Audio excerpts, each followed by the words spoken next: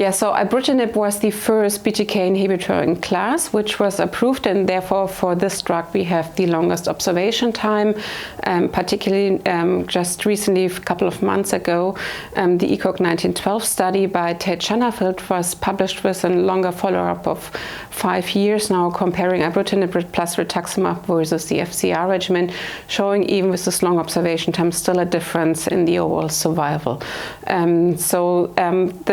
Particularly this BTK inhibitor, Ibrutinib, seems to be relatively good tolerated in young patients. However, we know from several studies in the elderly patients where we do not see the overall survival difference, that probably the toxicity here also with some cardiac problems, which are well known meanwhile, might lead to earlier interruption of the treatment, in some rare cases even to early death during treatment. And therefore there is a strong role in general for all BTK inhibitors, but maybe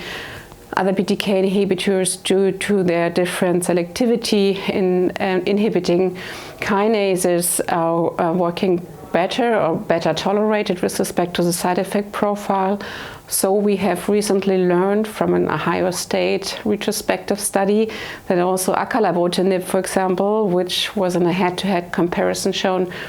to induce lower rates of cardiac toxicities, but there are also reports on severe ventricular arrhythmias reported. So maybe at least for the covalent binding BTK inhibitors, these cardiac side effects